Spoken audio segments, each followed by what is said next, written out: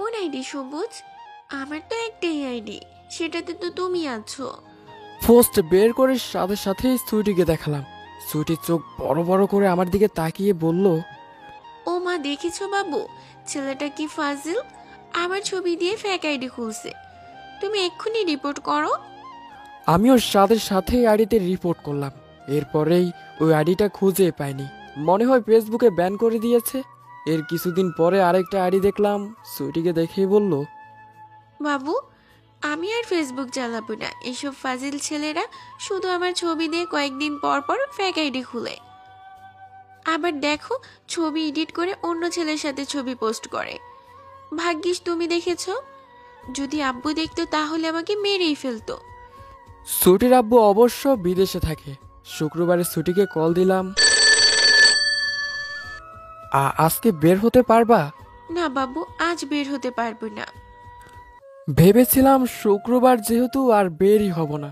এক বন্ধু জোর করে নিউ মার্কেটে নিয়ে গেল, আর সাথে সাথেই দেখলাম সুইটি একটা ছেলের সাথে নিউ মার্কেটে এসেছে। রাতে আমাকে বলল, বাবু, তুমি রনিকে চেনো না, ও তো আমার কাজিন। আম্মু আমাকে পাঠিয়েছে একটা জিনিস কিনতে। তুমি কি আমায় অবিশ্বাস করছো সবুজ? না না, অবিশ্বাস কেন করব? সুইটির সাথে আমার 2 বছরের সম্পর্ক। মেয়েটা খুবই ভালো, দেখতেও বেশি সুন্দর। রবিনের সাথে আমার একদিন দেখা হলো টিএসসিতে। রবিন অবশ্য আমাকে দেখে ডাক দিল। সবুজ ভাই। আমি প্রথমে চিনতে পারিনি, পরে চিনলাম। আরে এটা তো সুইটির কাজিন। রবিন আমার কাছে এসে বলল, আপনি সবুজ ভাই না? রবিন আমাকে কি করে চিনল বুঝতে পারলাম না। সুইটি কি ওই ফ্যামিলিতে আমার কথা বলেছে? মেয়েটা দেখি খুবই কাছের। হ্যাঁ, আমি সবুজ। আর আপনি? আমি রবিন। সুইটি তো আপনার কাজিন, তাই না? হতবাক হয়ে চেয়ে রইলাম। সুইটি আপনার কথা প্রায় বলে। আহ, আচ্ছা, সুইটি আপনার কে হয়? আপনি খুব ভালো মানুষ, তাই বলছি। সুইটি আমার গার্লফ্রেন্ড। আবার কথা হারিয়ে গেছে।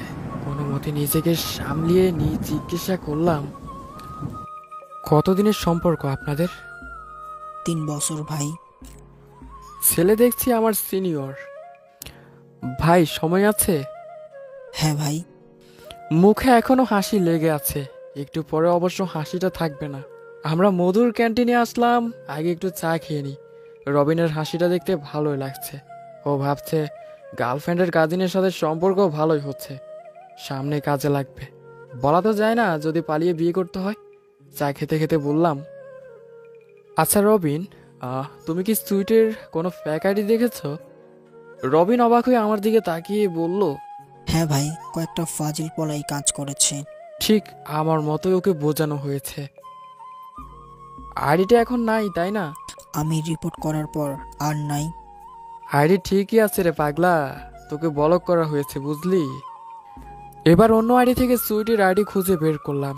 রবিন ঠিক বিশ্বাস করতে পারছে না। ভাই, আপনি এসব জানলেন কি করে? আমিও সাথে সাথে একটু হেসে বললাম, আরে পাগলা, আমিও তোমার মতো একজন ক্যান্ডিডেট। বলেন কি? আমিও তো জানতাম তুমি সুইটির কাজিন। একটি ফ্যাক আইডি খুলে ছেলেকে মেসেজ দিলাম, আমি সুইটির কাজিন, তোমার সাথে কথা আছে, যোগাযোগ করো। আমি আর রবিন হতবাক হয়ে শুনছি রাসেলের কথা। রাসেল হলো সুইটির ছবি দিয়ে ফ্যাক আইডি খুলেছে। এটা অবশ্য সুইটির কথা। আসল ঘটনা রাসেলের সাথে সুইটির সম্পর্ক 4 বছর ধরে চলে। ভাই, আপনি তো আমার 1 বছরের সিনিয়র।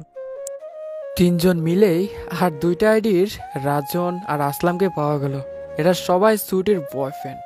রাজনের সাথে সম্পর্ক 5 বছরের, আর আসলাম আমাদের সবার সিনিয়র। ওর সাথে সুইটির সম্পর্ক 6 বছরের। প্রতি বছর একজন করে যোগ হয়। সুইটি এখন আমাদের সাথে কারোর সাথে যোগাযোগ করছে না।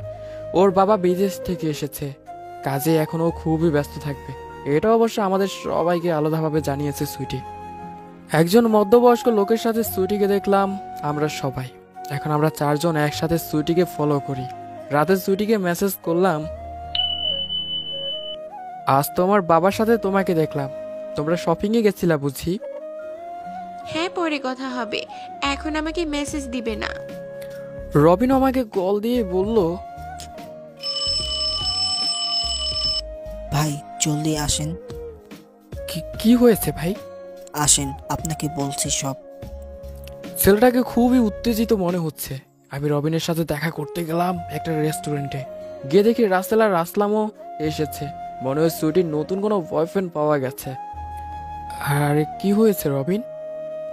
আজ সুইটির বাবার সাথে দেখা। একটা 10 বছরের মেয়ে নিয়ে যাচ্ছে। আমি ভেবেছিলাম সুইটির ছোট বোন হবে। আমি সামনে গিয়ে সালাম দিলাম। আঙ্কেল কেমন আছেন? উনি আমাকে চিনতে পারলো না, চেনার কথাও না। আমি আবারও বললাম, আমি সুইটির ক্লাসমেট। আমাকে আঙ্কেল ডাকছেন কেন? আপনি সুইটির বাবা না?